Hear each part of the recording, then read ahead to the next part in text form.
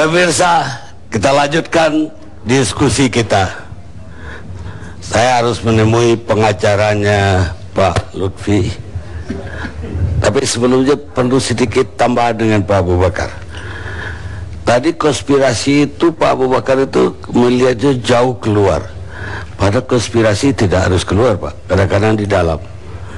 Ketika Julius Caesar mundur ketika mau dihajar oleh senator-senator, dia mundur ke orang terdekat dia, namanya Brutus, dan dia ditusuk oleh Brutus dari belakang, sehingga Julius berkata, "Itu Brutus, kau juga Brutus." Dan Cicero pernah mengatakan, "Qui bono?" Siapa yang diuntungkan dari ini? Kenapa kok PKS dalam hal ini melihat konspirasi itu seolah dari luar tok? Bisa saja dari ada Brutus.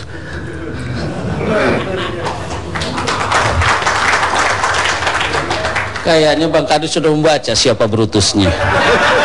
Saya khawatir bahwa Anda ini udah lebih paham sekali. Jadi kalau menurut saya, apa yang disampaikan oleh Presiden Partai kemarin itu adalah bahasa untuk ke internal, gitu.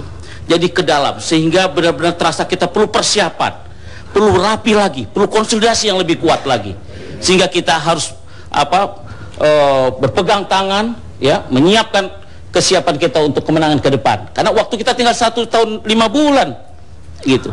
Jadi hal ini jangan sampai terganggu, gitu. Jadi adapun di dalam, di luar, nggak salah Bang Karni, ada semuanya. Oh, jadi ada kemungkinan ya? Ada. Ya, kalau kita lihat lagi sejarah, mungkin Pak Abu Bakar ingat Nabi Isa, atau orang Kristen bilang Yesus. Yang meluk dia itu sehingga Yahudi tahu bahwa itu Yesus, namanya Judas. Orang muridnya juga. Sekarang Pak Segap. Pak Segap agak menarik ya. Kenapa? Pak Segap itu selalu muncul kalau dalam kasus itu ada yang bernama Maharani.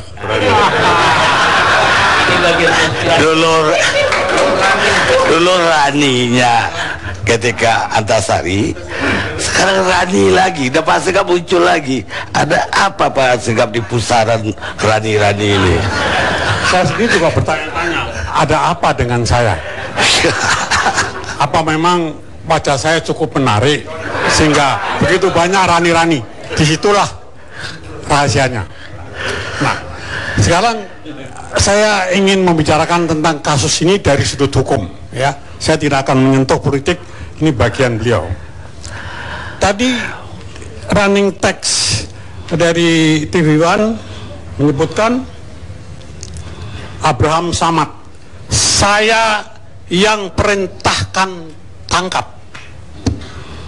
Tentu pertanyaan kita adalah, kenapa dia menggunakan kata saya, bukan kami? Kita tahu kan kalau KPK itu katanya kolektif kolegial. Nah, kenapa saya? Ada apa di balik itu?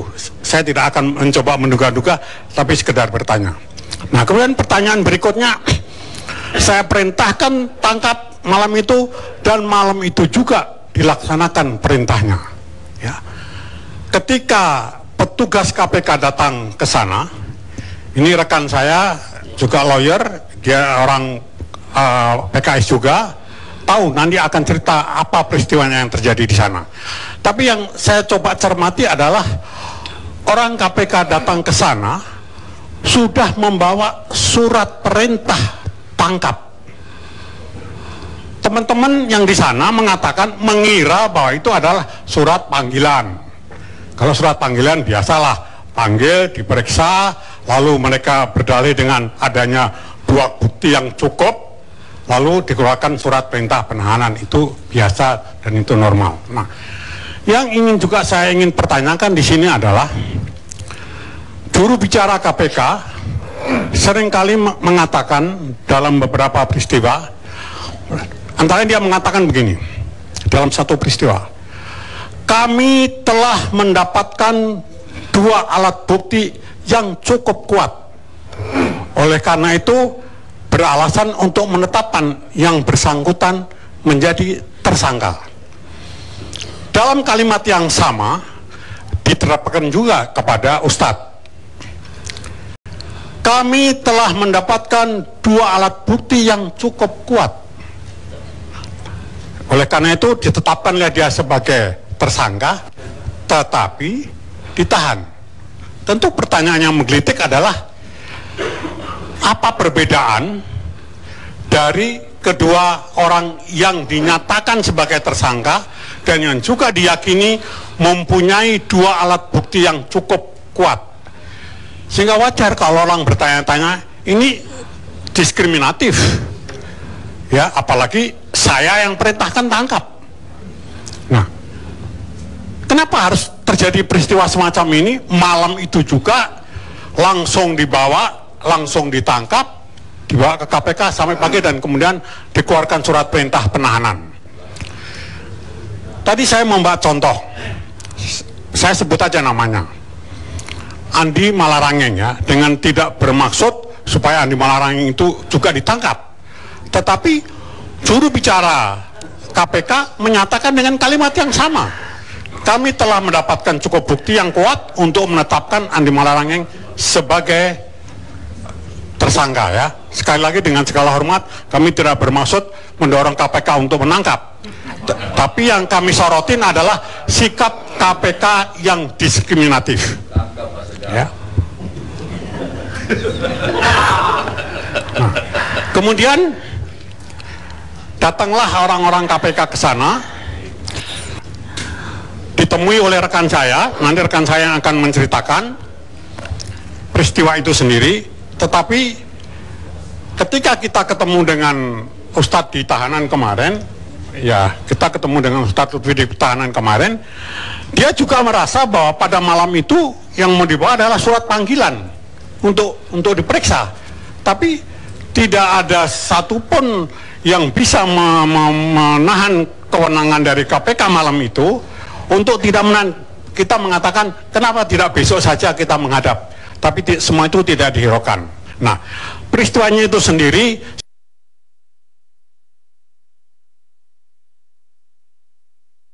tidak ada kata selain bahwa malam ini harus ditangkap. Jadi saya melihat ada anomali dalam proses penetapan tersangka dan sampai kemudian penangkapan dan penahanan terhadap Pak Lutfi Hasan Ishak. Bahwa pada hari Rabu itu sekitar jam 1 siang itu sudah ada kabar, dan kita selalu mendapatkan itu. Ini menjadi catatan penting buat KPK bahwa ada bocoran-bocoran halus yang seharusnya tidak boleh terhadap sebuah proses yuridis yang sedang berjalan di internal KPK. Itu informasi tentang bahwa ada anggota Dewan PKS dari Komisi 4 yang ditangkap oleh KPK. Sehingga kemudian Pak Hidayat Nur Wahid yang membantah pernyataan itu. Tidak ada. Karena pada hari Rabu itu semua anggota Dewan PKS ikut dalam rapat pleno mingguan di DPP PKS Jalan Simatupang. Dan semua satu persatu di absen, ada semua. Kemudian sekitar pukul 3 sore ada berita bahwa LHI dengan inisial LHI, anggota dewan dengan inisial LHI telah dicekal. Kemudian pukul 6 sore bahwa sudah ditetapkan sebagai tersangka. Dan pada saat yang sama, menurut security di gedung kantor DPP PKS, sudah banyak penyidik dari KPK yang mengepung DPP PKS. Saya boleh mengatakan mengepung, karena di depan, di belakang, kiri, kanan semua ada. Stasiun televisi juga sudah stay untuk kemudian meliput kira-kira apa yang dilakukan oleh para penyidik KPK. Yang menarik adalah dalam hitungan jam dari kemudian dicekal, ditetapkan tersangka, kemudian sekitar pukul 21 atau pukul 22 itu Ustadz Lutfi Hasan Ishak dibawa paksa, ditangkap oleh KPK. Pada saat itu memang saya dipanggil, ketika menjelang maghrib dipanggil ke DPP PKS sebagai kuasa hukum. Secara lisan pada saat itu mengatakan bahwa ini Ustadz Lutfi sudah ditetapkan sebagai tersangka, agar saudara segera datang. Saya datang, dan pada saat penyidik KPK meminta agar hanya 4 mata, yaitu penyidik KPK 1 orang dan Ustadz Lutfi yang harus ada dalam ruangan, mereka meminta semua pengurus PKS untuk di luar.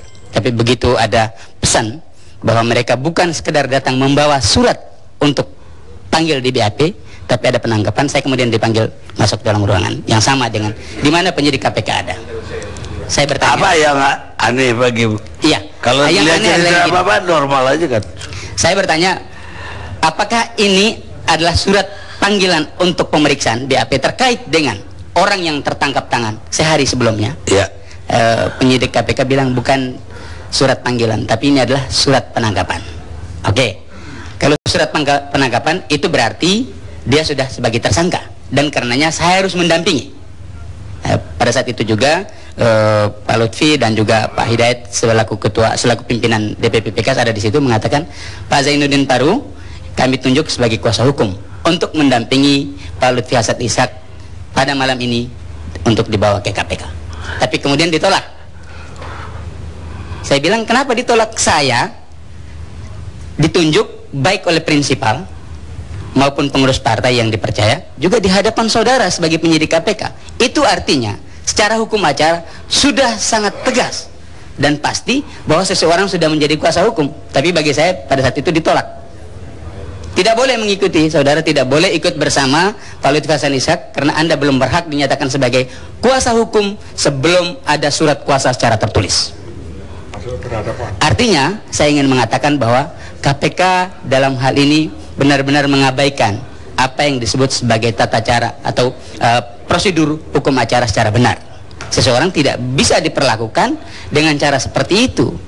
Yang saya khawatir adalah tindakan penyidik sampai dengan pimpinan KPK terhadap Pak Lutfi Hasan Ishak ini tidak lagi merupakan asas praduga tidak bersalah, bahkan lebih cenderung kepada karakter assassination, yaitu pembunuhan karakter, karena beliau kemudian ditangkap paksa dari kantor pusat DPP PKS, ingin menggambarkan kepada orang-orang bahwa inilah pimpinan tertinggi Partai Keadilan Sejahtera, kami ambil secara paksa pada malam ini. Dan itulah hebatnya KPK, tapi tidak hebat kepada di luar PKS dan di luar Maksud Bapak ada dramatisasi. Dramatisasi. Kalau Bapak bilang asas praduga juga tidak berarti orang itu benar. Iya. Belum tentu salah, belum tentu benar. Kita rehat sejenak.